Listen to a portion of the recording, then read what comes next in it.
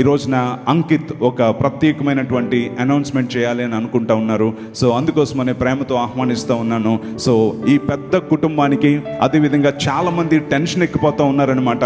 వాళ్ళందరికీ ఆతృత ఎక్కువైపోయి పొట్ట పొంగిపోయి ఏదైనా అయిపోయేలాగా ఉంది. అందుకని వాళ్ళకి ఏమీ అవ్వకమునిపే ఒక గొప్ప వార్తను ఇక్కడ తెలియజేయాలని అనుకుంటున్నాం కనుక ప్రేమతో ఆహ్వానిద్దాం.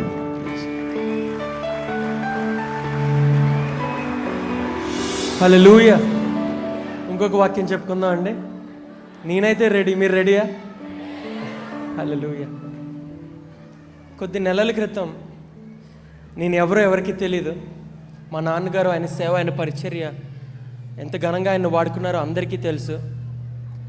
నేను బహు తక్కువ మందికి అప్పుడప్పుడే పరిచయం అవుతున్నాను. నా సేవ ప్రారంభించుకున్నాను. దైవజనులు ఎందుకు పిలిచారో నాకు తెలియదు. నాకు గొప్ప ప్లాట్ఫామ్ ఇచ్చి నా మొట్టమొదటి నా సాక్ష్యం షేర్ చేసుకోవడానికి అవకాశం ఇచ్చారు నాకు దైవజనులు. ఆ రోజు దేవుడు నాతో మాట్లాడి ఇక్కడ నన్ను నిలబెట్టి మాట్లాడిచ్చాడు. అప్పుడు నేను ఒంటరిగా వచ్చాను. మళ్ళీ ఇదే గురజాడకి మేము ఇద్దరంగా కలిసి వచ్చాం, ఇద్దరంగా సేవ చేస్తున్నాం. కాకపోతే మొదటిసారి ఒక్కడినే వచ్చాను, ఈసారి ఇద్దరం కాదండి, ముగ్గురుగా వచ్చాం.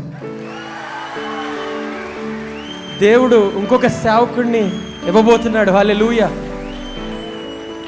తాతల కంటే మాకంటే గొప్ప సేవ చేయబోతున్నాడు. హల్లెలూయా, హల్లెలూయా. ప్రార్థించండి మా కోసం, మా చిన్న కుటుంబం కోసం కూడా.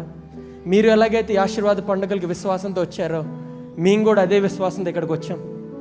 వాక్యం బోధించిన, ఆయన ఆరాధించిన మేము కూడా ఆయన డిసైపుల్సే, మేము కూడా ఆయన శిష్యులమే. ఆయన తప్ప మాకు ఇంకొకరు లేరు, ఆయన తప్ప మా బ్రతుకులు మార్చేవాళ్ళు ఎవరు లేరు. ఇవాళ ఆయన మా పక్షాన్ని నుండి మమ్మల్ని నడిపిస్తున్నాడు అంటే ఆయన ఇచ్చిన బహుమానానికి ఆయనకి ఎన్నో వేలాది కోట్లాది వందనాలు తెలియజేస్తున్నాం. హల్లెలూయా. ఎంతగానో మా గురించి ప్రార్థించి ప్రేమిస్తున్న కుటుంబాలంతటికీ మరొకసారి ప్రత్యేకమైన వందనాలు తెలియజేస్తున్నాను. ముఖ్యంగా శామ్యుల్ కర్మోజీ గారికి, సుష్మిత కర్మోజీ గారికి, కుటుంబం అంతటికి, అమ్మమ్మ గారికి, అందరికీ నా ప్రత్యేకమైన వందనాలు తెలియజేస్తున్నాను.